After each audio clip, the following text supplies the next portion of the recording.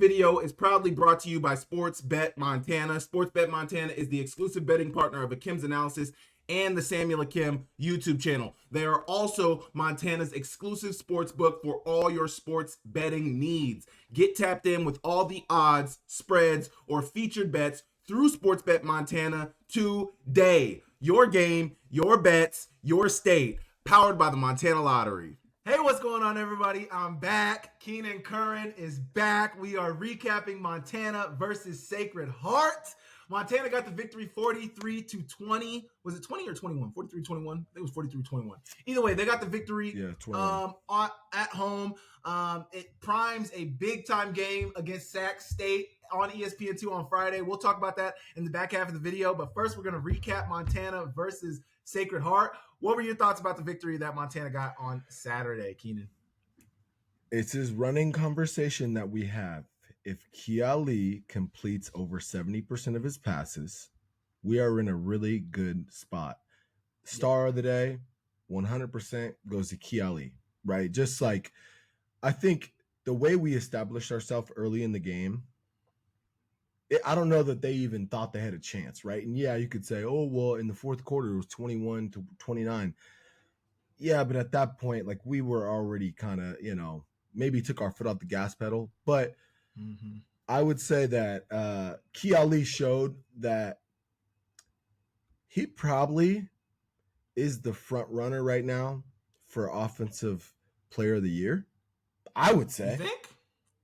I would say. He's leading the conference in passing. I mean, yeah. Right now, yes. Now, it does depend on how the rest of the – he's very efficient, but go look at the numbers, right? I mean, he has fewer interceptions thrown than Kiali, right? I think it's like 2 to maybe 4. 5, I think it's like 5 or 6, but yeah. Oh, so Kiali's got 6, yeah. But in terms of like his efficiency and the way he's playing the game, and to me, Justin Lamson, great player, but you're efficient throwing the ball and only having 200 yards a game. You know what I'm saying? Like that. But they run the ball way better, though. So then how is he the Offensive Player of the Year if you are very reliant on – and I'm not saying Kiali is not relying on our run game being effective, but we talked before this, we said – we didn't feel like our run game was like explosive yesterday, right? We got the job done, but the reason we won the game was number 8. So to me, and I'm biased, right? I would never say it was a Bobcat that was going to win unless it was Tommy Malott. But I think Kiali right now is putting on a display of like, hey, I can do this, right? I can lead this team. He's being smart with the ball. He's protecting the ball. He's putting the ball in his playmaker's hands. And I think that's what you want out of a starting quarterback that's going to lead your team somewhere. So, but again, I'd be remiss if I didn't talk about the guy, the X Factor, number 6, Michael Wortham. Number 6, Michael Sixer, right? I mean, another game where it feels routine at this point, right? Like, for someone to have, what was it? He had like 7 catches, 143, and 2 touchdowns. 132. 132. Oh, 132. Okay, my bad. Yep. My bad. But 7 catches, 132, and 2 touchdowns. I mean, like, and it's crazy because we treat that like it's not exciting, right? No, that's very But exciting. It's just because it's very exciting, but it's like it's routine for him at this point. Yeah. In one way or another, he's going to impact the game, whether that's running the ball, passing the ball, being a receiver. This game happened to be receiver. There's been games where he's run the ball and helped us. There's been games where he's, passed and helped us. Not like large quantities of passing, but yeah, dude. 49 yards and touchdown pass in Idaho State. Come on. Yeah, man. Like he is just, he's the X factor that allows us to go. Because after him, the next person is Corbin Hendricks with 49 yards. Hey, beautiful ball from Ayat on that touchdown too. Beautiful ball from Ayat. Like, I just think that the way Ayat played yesterday, he's kind of stepping into his own. He's a little bit more confident. He's growing before our eyes. And he's gonna have games where he doesn't have the crazy stat line like he did yesterday. But he's had a lot recently, man. He's had a lot of crazy stat lines recently. He's had a lot of crazy stat lines, and I would say that this week bodes well for him. It does. This It does. week And we'll get bodes well let's for wait. him. We'll get into that later. Let's keep recapping this game. One thing I do want to level with you on with the IOP. Oh, were you gonna say something? No. You just breathing in. Okay. One thing I do want to level with you on with the IOP point is go back to that North Dakota game. North Dakota, first off, that is looking like a that win has aged beautifully for the Grizz. They should be a top 6, top 7 team in the polls this week. They got another ranked win against Southern Illinois. They made them look like little bro. And go back to that North Dakota victory. What was it that won them the game? They could not run the ball in that game. Montana could not run the ball in that game. It was Ayat's arm and hitting receivers that won them that game. So I will level with you. And even in the Idaho State game, there were some big time throws that Ayat had to make in that game. It wasn't Eli running the ball that won them that game. It was Ayat making throws, and obviously Wortham making big time plays as well, but Ayat with his arm. So when the rubber has needed to meet the road for this Montana team, Ayat has stepped up and made the plays in the moment. And man, it's like, I don't know how much, I didn't watch a ton of Brian, his dad, and I don't know what his clutch gene was like, but it really seems like and Cam Miller was a special player. So anybody listening to this, I'm not calling Callie Ayat Cam Miller. But one thing I really loved about Cam Miller was that no matter what, they could be down, they could not have been playing well, but when that fourth quarter came around, when he needed to play his best ball, he was going to play his best ball. And that is what we consistently see from Callie Ayat, is when his best is needed, he is at his best, man. And I think you got to give him a ton of credit for it, man. A ton of credit for it. Yeah. Yeah, I mean, we talked about Justin Lamson as like the other maybe candidate so far, right? And we're only halfway Eli. through October. And Eli, right? But I always maybe feel like even it's Wortham somewhat damn near. Maybe Wortham damn near. They got like Man, 3 candidates on this Montana. They got 3 candidates, right? But when I look at it, it's like, dude, freaking Kia Lee is his worst game passing has been 223 yards. Yeah. And who was that against? Idaho, or was that North Dakota? That was against that was against Idaho. And he still played really well against Idaho. Yep. Right? Like he was making they ran the ball better in that game though. Yeah. And so you don't need to pass as much, right? If you can run the ball, you can establish a run. You don't need to pass. But for you to still have 223 yards passing on a down day, as I said, Justin Lamson's average yards per game is 200 yards. That's a bad day. I had like 310, 315. Yeah. Yeah. I mean, his so 250 against Central, which we ran the ball well. 300 against UND, 313 against Indiana State, 223 against Idaho, 350 Idaho State, 257 Cal Poly, 349 yesterday. Whew. So I had somebody who's covered the Big Sky for a long time hit me up yesterday, and they said like he's playing like a top 15 quarterback in the nation right now, maybe even top 10. I would honestly put him in the top 10. Like he's playing really, really good football right now. Keenan, yesterday Ayat had 6 touchdowns. He had 6 incompletions on the day. What are we talking about? It feels good. Feels good to not look over your shoulder, man. It feels really good to not look over your shoulder and be the guy, dude. Talk about it. When you don't have to look over your shoulder, it makes a difference. Dude, he's playing an efficient, and he's close to that 70% number on the season, right? He's at 68%. But yesterday he was 81% passing. 81% completion. Look at the development, Keenan. Last year he was at 59% completion.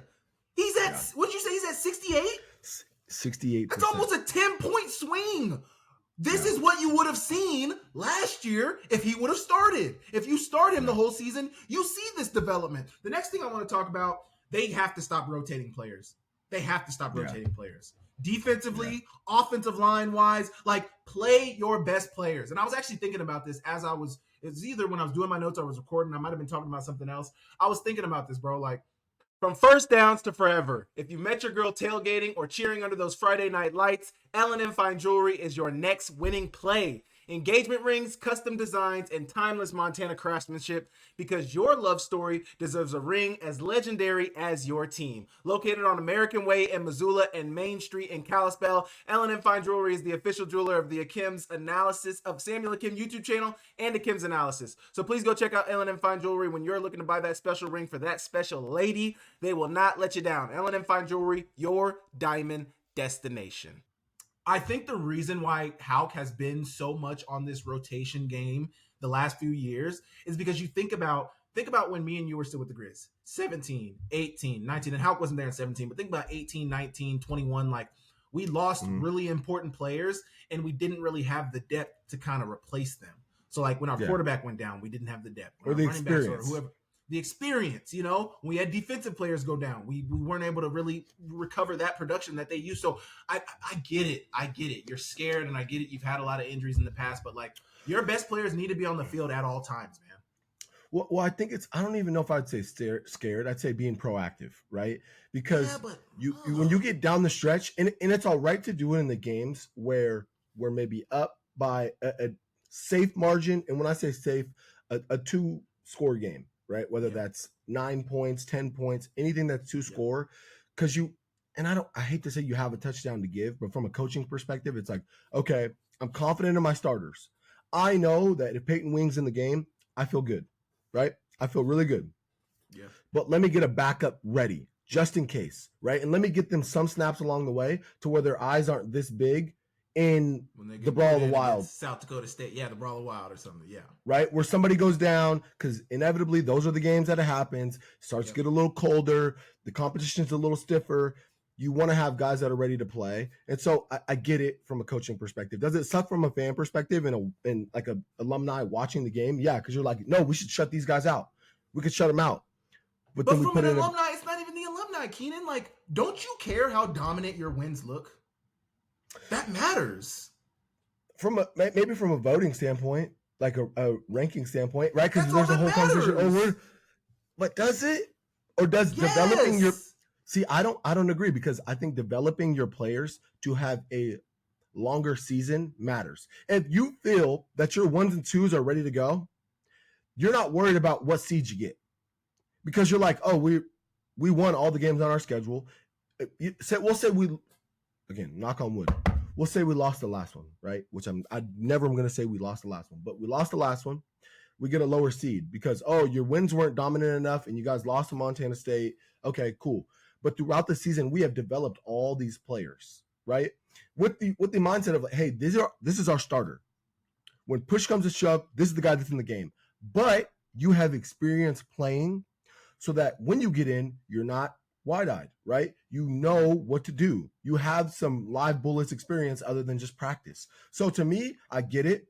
And I think if you have that mindset, you're confident against playing against anybody when it comes to the playoffs. You're not so much worried about, oh, well, we need to shut everybody out. Because what does that mean?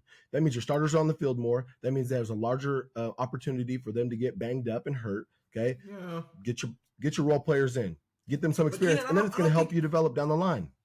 I don't think you're I don't think you're as close to the FCS playoff situation as like this. It does matter, brother. It does. And let me tell you why.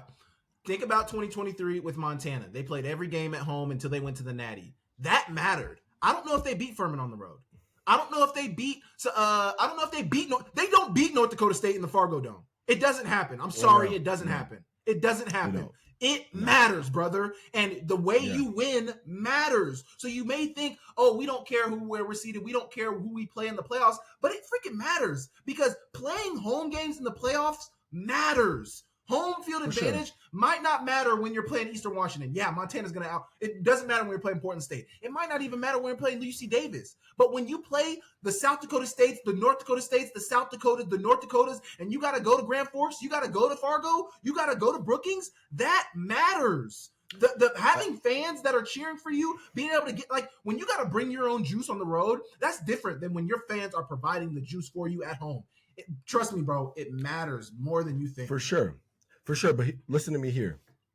The only game that I want to see them not rotate is the last one in our regular season, right? That's the only game I don't want them to see them rotate, because to me, that's the only one that matters for seeding, right? If we win all these other ones, which I think we are, and we're not, if we were having super tight games, I would understand the perspective of like, oh man, like the Idaho State one is a little weird, but if we were having super tight games, I would say, man, we need to stop rotating, right? But I think we dominated Idaho, right? We dominated this last game. Idaho sucks, Keenan. Idaho sucks. But their starting quarterback has been out the last 2 games. That doesn't matter. They suck. They've lost. He's made up They've the majority of their offense. They lost to us. Then they had a bye week. Then they lost last game. Then they lost this last game. They lost to Northern Colorado, and then they lost to Eastern Washington. Eastern Washington without their starting quarterback. That's a big deal, right? Your starter. You said your starter goes down.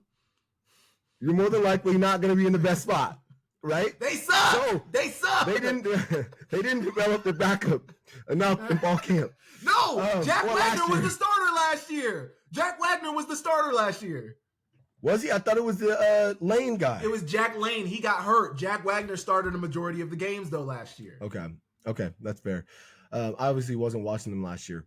You weren't. It's okay, but they are not. Okay, good. so but to your point, okay, here is the benefit that we have. One of those top two teams is gonna drop. If they lose to one or the Montana other, or Montana State.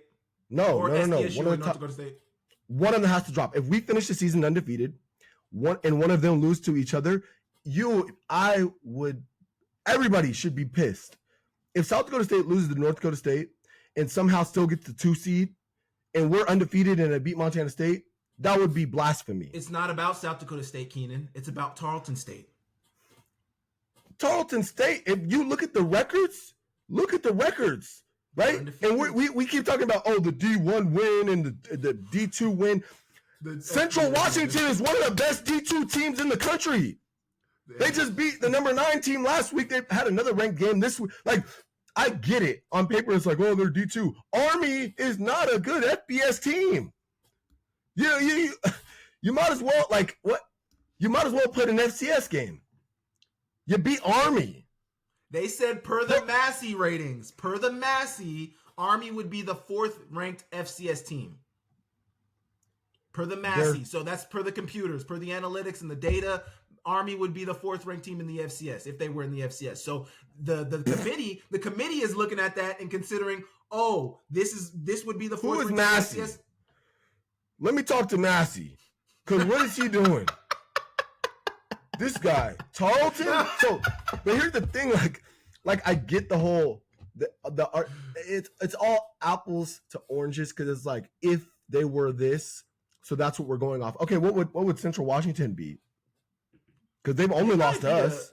They'd probably be a mid-tier Big Sky team. I'm gonna be real. Mid-tier, they're gonna beat freaking Eastern. Portland State. They beat Eastern. They'll beat Portland. Yeah. They beat Weber. Yeah. So it's like they might even beat Idaho. I'm saying, so the whole what if and this to me is like it blows my mind because Tarleton State's that we'll see. So this week we'll see, right? Because Tarleton State has a big game this week, I think. No, they had a big game this week against West Georgia. They won. How was Georgia the game? Was 5-2. They beat them down 45. It was like 45-10, 48-10 or something. It was not close. Okay, so then. The Bro, next game will probably be Austin. That's what I'm saying, bro. They don't play anybody, bro. They don't even play. Is good. Abilene Christian is. Austin P is 4-3. The rest. Okay, let's look at the rest of their schedule. Austin P has an FBS win against who? Middle Tennessee State. Buffalo. No. Middle Tennessee. Same thing. That's what I'm saying, bro. Like these teams, like. Some group of 5 and FCS to me are the same thing. They are. I would agree with that. The same thing, right? Except unless you're like Boise last year, like there's one or two that's like different. But yeah, for the most part. Nobody on the rest of Tarleton State's like schedule outside of one team has a winning record. They play East Kentucky 3-4. They play Abilene Christian 3-4. I'm just telling you, Keenan. They just dropped. I'm telling you, they just dropped the rankings this week. Tarleton was so at 3. Check this out. If we beat Montana State, we jump Tarleton for sure. 100%. I'm going to talk to Massey. I'll go to Massey's house. If we don't jump Tarleton State, Montana State beats Army down. Army down. Not even a close game. They play the same game. Exactly. It's not even a close game. And Army can't even have O linemen above 285 pounds. Those guys still got to be. Looked really good, man. Tarleton has looked really good. They've looked really good. I get it, but man, I look at the strength of their record, not the strength of schedule. The strength of their record. Well, their strength of schedule isn't strong either. Exactly. So but I think They're hanging due their to hat on having one- Army on their schedule, their strength of schedule is stronger than Montana's. I think because of the Army. That's it. Take the Army game out. They dropped to really low. But one thing Sam Herder always talks about too is that each committee member may value something differently. So like the reason the rankings look the way they do is because some committee members might value the FBS victory. Some committee members might value the Massey. Some committee members might value the ESPN FPI. Like there's different metrics that they have at their disposal to use. I think that FCS ranked wins, like you would be insane to say, oh, we're going to put a non-ranked FBS win against Army, who has a losing record, who is not going to be bowl eligible, over 3 at the time ranked FBS or FCS wins. Idaho, which again, that win is not holding a lot of weight right now, but at all. The caveat is their starting quarterback is out. What would we be they without lost Kiali? with their starting quarterback to Montana. They lost by a healthy to margin Montana with their at home. To Montana at home in the biggest stadium in all of FCS, or not biggest stadium, but one of the biggest stadiums and the best stadium in all of FCS. Yeah. That at night. You know what I'm saying? Okay. So okay, in a rivalry game. I got another question for you. I'll ask this question and then we'll get to the Dr. Luke Wood stuff and then we can talk about Northern Colorado Sex and we can get into all that. But first things, is Kali Yayat better than Dalton Sneed? And the reason I asked this is because I tried to think about, well, a lot of people would say he is. A lot of people are saying that Ayat is the best quarterback in Houck 2.0 and he might be coming up on some of the quarterbacks that were in the Houck era. Like the Sells, like the Jordan Johnsons. I think Jordan Johnson was right after Houck, but some of those quarterbacks. The reason I asked this is because Ayat is clearly the best quarterback that the Grizz have had since Dalton Sneed. So would you give him the nod? And why do you say no, you don't give him the nod over Sneed?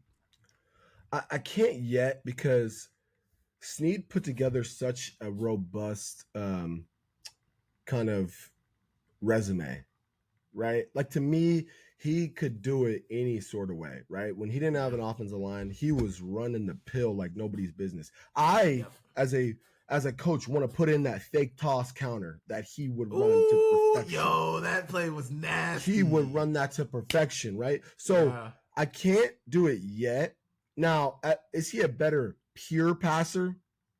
Yeah, probably, right? He's a better pure passer, but I don't think he's as you know, I shouldn't say this. I shouldn't say he's not as dynamic as Sneed because he is. He's just not asked to do that. He's not asked to run like Sneed was running. Because Sneed didn't have anything like Gilman.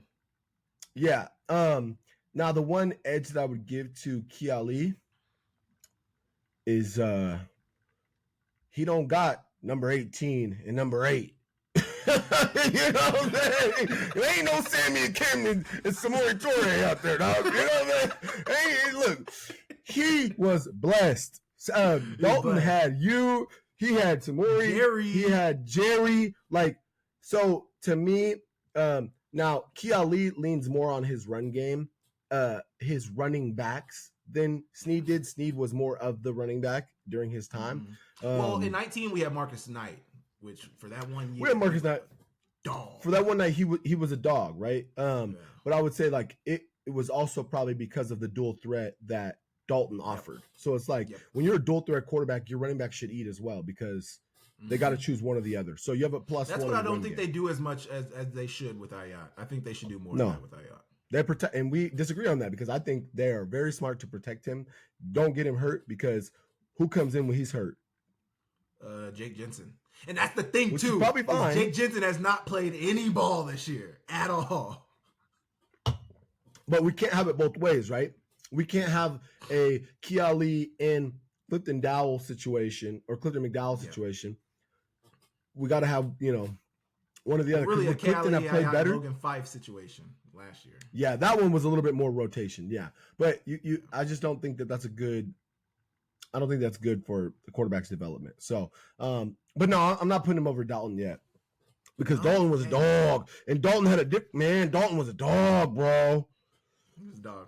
He had a different mentality, and he was a real savage. Where I think Kiali is growing into himself. He's putting the ball where it needs to be. He's protecting the ball, but I haven't seen the game where he just like completely takes over in a big game, right? In a really really big game. I mean, North Dakota in the fourth quarter, he took over. Yeah, but that's an early. I'm talking about a big game in November. That's what I want to see. You're talking about one specific game. Yeah, I'm talking about that one. Yeah, I want to see that one, right? So we're gonna see, man. We're gonna see. Okay, well, Montana gets the victory, 43-21 against the Sacred Heart Pios or the Pioneers. Montana plays Sacramento State on Friday on ESPN2, and the talking has already begun. What I want to do now is I want to play this video from their president, Dr. Luke Wood, and we're going to see what he had to say about their upcoming game. Mind you, he said this at halftime of the game against Northern Colorado when they were down 21-17. This is what he had to say about the Montana Grizzlies and the upcoming matchup. Here we go. Give me just a second. I'm sorry. I'm trying to work this freaking technology. Okay, here we go. Can you see it? Yep. I don't know if they can see us, but I know they can see us. Showdown that's going to be. Yeah, no, that's going to be great. I mean, we're looking forward to playing the Montana Pandas. I'm sorry. Look at Montana Grizzlies.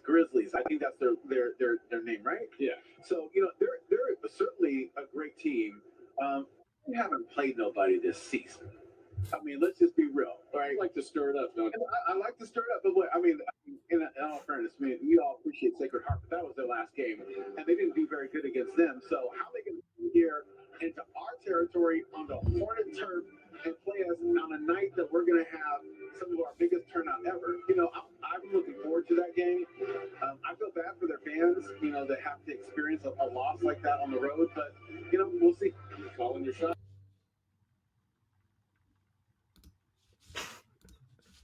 I'll leave the floor for you to comment on what you think.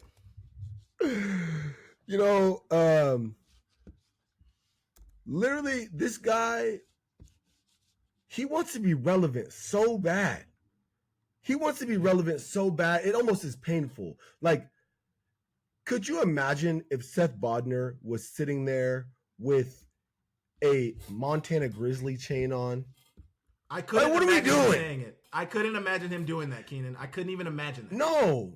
And I get that he is the epitome of there's no such thing as bad press, right? Because you're talking about the team that is 7-0, number 4 in the country. You're saying, well, they didn't look too good against Sacred Heart. We won by 22 points, brother. We won by 22 points. We had 22 points in the first quarter. Fourth quarter, though. They didn't look too great in the third. I get it, but we won by 22 points. It's not like, so would he only watch a very snippet of the game?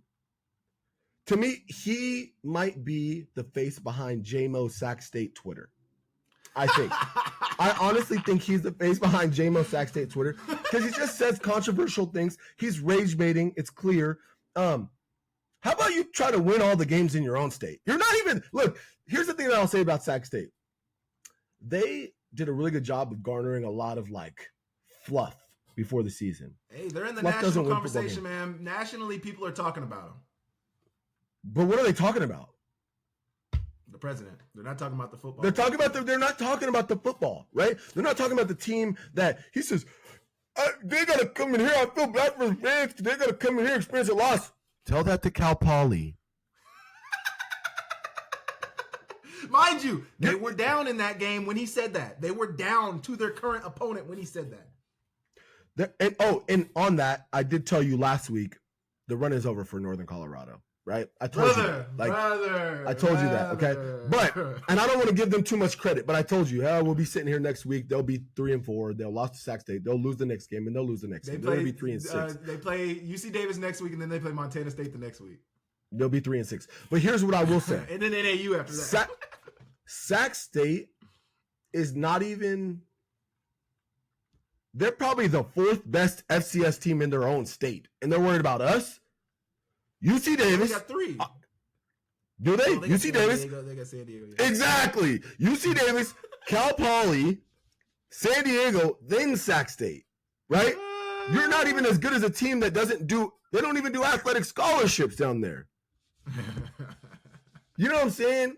But you want to talk about us. And you know what it is? It's just because we have a great fan base, right? Yeah. We are obviously always a talk of the FCS because we are a powerhouse.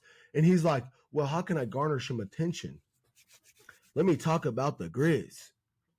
If they want to go FBS so bad, And it blows my mind because you guys are not even good enough to be a dominant FCS team. Yeah. You guys have a field with a track around it. Yeah. I hate What? the track around. I hate when fields have tracks around them. The only thing that they do good is market. They're good marketers, right? And I actually think they have a really phenomenal head coach that if you give him a couple years, he's going to build something good. But it's like, they're the bro, best Russian team in the conference, man. They got some foundation there. their quarterback didn't even throw for 100 yards. I'm saying there's a foundation.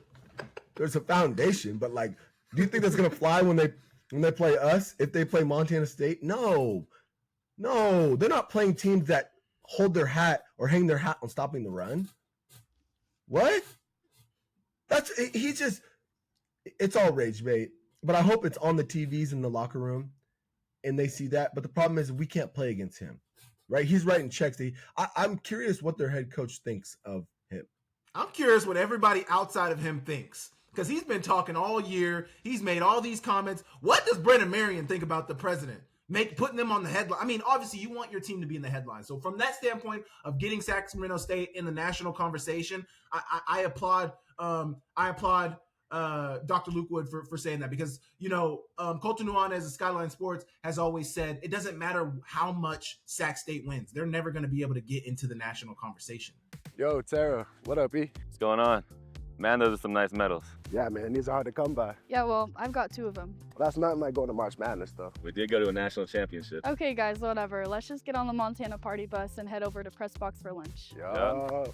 Nuanez now and Skyline Sports, covering Montana athletics and the Big Sky Conference better than anybody. The Montana Party Bus and the Press Box are also proud supporters of Montana athletes. Hey, cheers to you guys, man. Cheers to Montana. Cheers to chasing more championships. Yeah. They said it doesn't. He always says it doesn't matter how much Sac State wins. They're not going to be able to break through the national conversation, and that unfortunately is what we've seen. But now, when he's talking, it's not even about the product on the field. We're talking about everything else besides by way of Dr. Luke Wood making his comments, we are forced to address what the product on the field looks like because he talks about them like they're the best thing since sliced bread. But then we see them play, and it's just very inconsistent play at times. Bro, he's in the worst. It's very indicative of like Sacramento sports as a whole, right? It's the reason why like the Kings, the Sacramento Kings, By the way, Friday night is opening night for the Kings. Yeah, it's crazy because it's like they will never have a big time show because it's Sacramento, right? Like it's just Sacramento. It's like nobody's worried about Sacramento, LA, San Francisco, San Diego. You're the 4th redheaded stepchild that's craving attention and you're never going to get it. Because what is there in Sacramento? Nothing. There's nothing in Sacramento. You know what I'm saying? Like, so it blows my mind that they think so highly of themselves. And maybe kudos to them for having a good self perspective, right? But he's a perfect fit there. He's a perfect fit there because all he wants to do is bring attention to them, regardless what it is. They've done a good job of hiring coaches, getting people bought in. Maybe Shaq, Brennan Marion. Yeah, like they've done a really good job in that respect. And getting big names there, but like big names don't translate to production. Jaden Rashada was like, oh my gosh, this X5 star is coming to Sac State. He's not even the starter anymore. Nope. It's empty. It's empty calories. So to me, we're built on substance. Montana football is built on substance. We're built on toughness. We're built on discipline. We're built on, hey, we're going to come into your house and we're going to show you what's up. And built on previous success as well. Yes, previous success, but it's not like we're bad now. No, it's just I'm a bar. not saying that. I'm just saying there's a history. There's a history there. With Sac State, there's not much history. Yeah, and the bar is just so high for us to consider it a successful season, right? For them, 7-4, going to the playoffs or just missing is like, oh man, that was a good season. When they had those 3 Big Sky championships in a row, it was like, oh my gosh, this is a legendary run for us. This is a legendary run. This is the best thing that ever happened. They never made it past the quarterfinals in all those runs. And that to us would be a failure. It would be like, oh, we won the Big Sky, but dang, we got smoked. You know what I'm saying? So The Big Sky Championship is worthy of at least a semis at Montana. If you win the Big Sky, you should at least make the semis. At least. At least. Yeah. Right. So that's just the first goal of ours. Right. Or it's win the rivalry game, win the Big Sky Championship, win the Natty, and then the other one. It's Get your degree.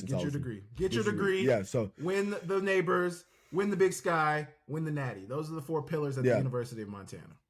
Yeah, and Sac State, I don't even know what their pillar. It's just, what are we talking about, right? So, I think that he is all fluff, and he's kind of annoying, right? He's kind of annoying because he's a nice guy. Wasn't he on the Grizz fan pod? And it's like, he's a nice guy, and then he goes, he's like a pillow talker. He goes and then he's like, oh, but behind our backs, I'm going to talk some mess about them, and they didn't look good against you guys. Won by 5 points. What? Northern Colorado turned over the ball 4 times, and you won by 5. You guys gave up 350 passing yards. Yeah. Eric Gibson is nice though. Carver Cheeks. Hey, I don't care what you say. Northern Colorado is close. They're close. Think about all these close games they've had. They beat Idaho in the Kibbe Dome. They were 5 points away. If they win this game against Sac State, they should be ranked coming into this week. They are close. 4 turnovers. They were 4 turnovers. They had 4 turnovers and still had a goal line stand away from winning this game. We're inches away from winning this game after turning over the ball 4 times. If that don't say that a team is close, I don't know what does. You said they should have been ranked?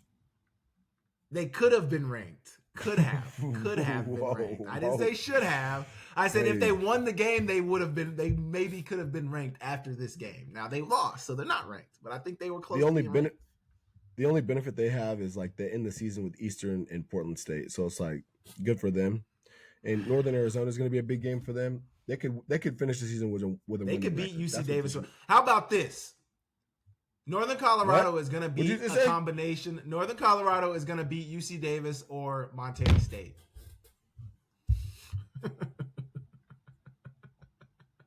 Northern Colorado is going to upset. Wake up, Sam. It's time to wake up, Sam. Stop drinking. No, they're not. No, they're not. No, they're not. It's not going to happen. Like if UC Davis was oh man, they're having some close games, and UC Davis is coming off a bye. Yeah. So you're saying UC Davis with 2 weeks to prepare for Northern Colorado is gonna no. Yo, UC Davis doesn't play the greatest defense, brother. They got really good offense and they play good enough defense, but I don't know, with an offense like that can really throw it up and make it. I mean, dude, Carver Cheeks and Braden Monroe, are you drunk? Carver Cheeks had 220 yesterday, 3 touchdowns, 2 of them over 60 yards. Carver Cheeks is that boy.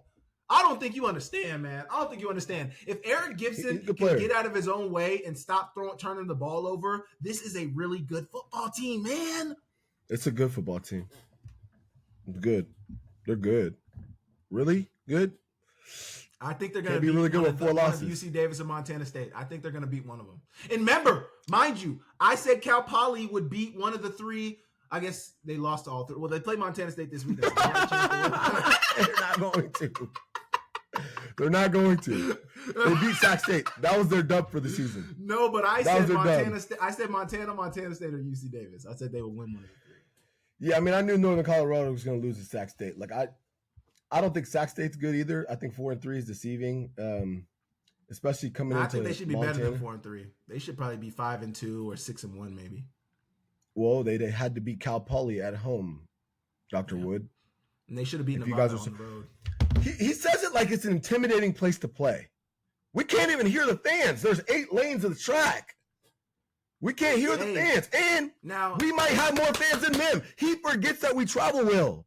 They had 20,000 there yesterday. We're not going to the Grizz are not going to have more fans than them there. Also, I'll tell you right now, you better chill out. You talking and they going to clip this the hell up and be waiting with receipts for you on Clip Saturday it. night. I'm a podcaster. I'm a podcaster. Clip it. It's your president. Your president was talking hot garbage. I wonder what the relationship is where how teaches you, hey, when you're in the media, don't say this, don't say this, don't say this. They're a We're good team, good opponent, good players, yeah. right? Don't single one guy out. But then you have this guy. He called us the Pandas. I think more than if I'm taking this personally, you don't think Bobby and Tim Houck are taking this personally? Oh yeah. So I would not want to be on the other side of what Montana's going to send them. I wouldn't want to be those guys. I just hope they use this to motivate them the right way, man. Because I would hate for the Grizz to get a loss in this game and vindicate Dr. Luke Wood. He will be so vindicated. They'll be 5-3. They'll be a top 20 ranked team after that victory. Montana will fall in the. I mean, hey, do not. Hey, if you vindicate Dr. Luke Wood, it's gonna get hard to defend. Man, you're gonna be looking crazy. The thing is like, just from a matchup perspective, they are not good at the thing that we don't defend well, right? And they're good at the thing that we are good at defending. Everybody gets up to play Montana, brother. Yeah, tell that to Idaho. They came in here and they were rushing like crazy, and we just said, we're going to bottle that up. We're going to bottle that up. Put that in a little box right there. The teams that play well against us have to pass the ball. Are these guys passing the ball well? No, he threw for 9. He threw 16 times with 50%, 90 yards. I feel good.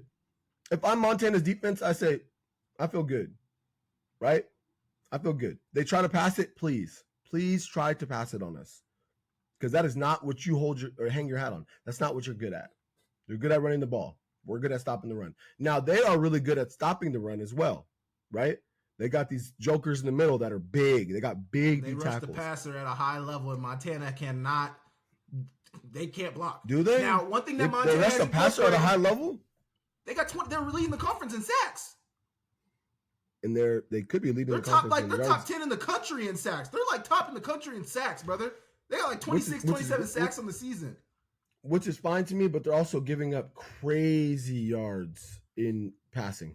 In the passing. No, they are. Their secondary is not good. Their D-line is good. They can rush the passer, but on the back end, they're not great. I've said that all season. They're not great on the back end. And so what it really boils down to is, can Montana stop the run? Can Montana stop the run?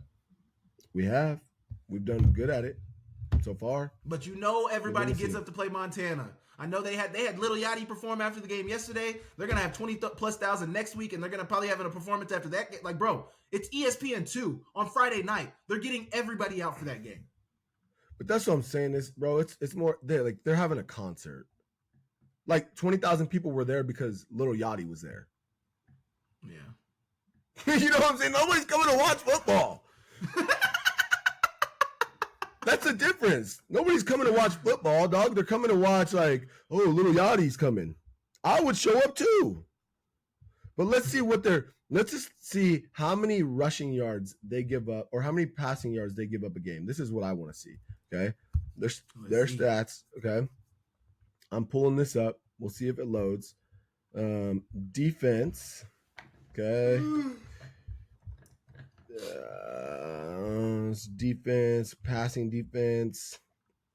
So they give up about 200. It says they give up 212 yards of passing per game, where we average 304. I don't think so. This is through 7 games. So 212 yards of passing per game, right? But they give up, where does that rank in the Big Sky? 4th. That they're giving up? Right? Yeah. But then let's look at this, okay? They average 247 yards per game rushing, and we hold teams to 148 yards rushing per game. So that's what I'm saying is, I feel like it's a perfect matchup, and we're 3rd in the Big Sky in rushing defense, and they're 1st in the Big Sky in rushing offense. Passing, we are number 2 in passing offense behind Idaho State. And they're 4th in passing defense. And them passing offense, they're 10th out of 12. Barely 0.7 above Eastern. 0.7 above Eastern. What do they average in the game? Like 180? 174. 174. So for again, think about the games that we struggled with this year. Idaho State. Would they do well? They passed the ball. Passed it. Who else? Who else was like North Dakota didn't really pass it at a high level. They were just a good football team. Who else did they really like struggle with? I wouldn't even say they struggled. I mean, you could say, yeah, like they just Cal Poly hit us on a big pass. Yeah. So I love this matchup. I truly love this matchup. If we can hold a little bit, get the ball out quick, right? Mix and match things with Michael Wortham, maybe some screen game to slow down their pass rush. One thing that I think that helps them too is something I noticed. I just did my breakdown right before me and you came on. I did my Montana breakdown of the game last night, of yesterday's game. And one thing they did a ton. They did it like 4 or 5 times in the first drive, moving Ayat off the spot, especially when you're playing a Sac State team. And maybe they were doing it to prep for Sac State. It's like, hey, Sac State's got a really lively pass rush. We got to start to move Ayat off the spot. But also, Ayat is tremendous at throwing on the run. Rolling to his left, rolling to his right. He throws phenomenally on the run. And I think, if they're able to get him off the spot on boot action, on rollouts, all that stuff, I think that may be able to minimize the pass rush of Sac State. And maybe that was something that they were prepping for last week. But it's a development that I've noticed. Yeah. And I would say, like, man, anytime you have someone jibber jabbing their mouth and talking, it's to distract from something else. He's trying to distract from the fact that, like, this is not a very good matchup for us. Not a very good matchup for us, right? Yeah. It's just a plain facts. We just looked at it, right? Yeah, they run the ball well. That's cool. We can stop the run. We've shown that. Yeah. So they don't pass it well. Montana can't defend the pass very well. Yeah, they suck at passing the ball. I don't want to say they suck. I've seen them have some games. I've seen Cardell Williams do it for real. I want to look up his best game passing. If I had to say right off the top of my head, it was probably Mercyhurst was probably his best passing game from Cardell Williams, and that's just off the top of my head. Yeah, and he, let's see. This is insane. I mean, he was good when he was at. Yeah, he was good when he was at Tulsa. Yeah, he was good. See, that's why you have a soft spot for this guy. That's why you got a soft spot for this guy. Now I realize it. Now I realize it, right? He gives you some vibes, some nostalgia. You're like, what was his Mercyhurst numbers? What was his best game this year? Trying to look at game log. Here we are. Game log. Mercyhurst. Oh man, he had such a good game against Mercyhurst. 8 for 17 for 176 and 2 touchdowns. That's phenomenal. That's great. What was his best game, damn it? Mercyhurst. Oh, it was. I mean, I take that back. Central Arkansas, he was 15 for 20 for 257 and 1 touchdown. That was the one I was thinking of. Yep. Right. Yeah. And here's how he did. Here's how he did against a team that stops the pass. Okay. Cal Poly. This is why they lost. He's the reason. 10 for 24. He threw 164 yards. 3 interceptions. Yeah. You know what? We're not even talking about the last game that he played. We talk about 8 for 16 for 90 yards and 1 touchdown. How about against Weber? 5 for 9, 53 yards, 0 touchdowns. They ran for 400. He didn't need to throw the ball. You're probably right, but I still want to see something, right? Like I still want to see something. To me, it blows my mind, man. When he plays against teams that can actually stop the run, he had -7 rushing yards last night. Yeah, last night. But they didn't need him. Rodney Hammond and Smith and all them boys were running the ball well. Yeah, I don't know, man. I don't know. I'm not sold. I'm not sold on these guys, dude. I'm not sold. Like Idaho was supposed to be a good rushing team. I'm not sold on these guys. So we'll see, man. Yeah, you're right. I never feared Sac State. I like their head coach. What you have? You have 4 touchdowns against them, didn't you? That was 2017? Idaho State. That was Idaho State, but I did have. But you had a good game against Sac State too, right? Always. Sac State. Come on. I'm not gonna say I never stat really had week, a great but, game. I never really had a great game against Sac State. I had. Let's see. I can go I back think and it was look. I don't know if they 2017 or keep. 2016. It might have been 2016. I don't know if they keep records that far back. No, I'm just They kidding. do. So against Sac State in 2016, Keenan had 7 catches, 49 yards, and a touchdown. 2017, yeah, not a great game. 2017, we didn't play them in 2017. Nah, in 2018, Dalton went off for like 250, so nobody really had a big game that game. Yeah, so no, I never really played great against them, but I did score against them, which is cool. I don't think I scored but against yeah. them.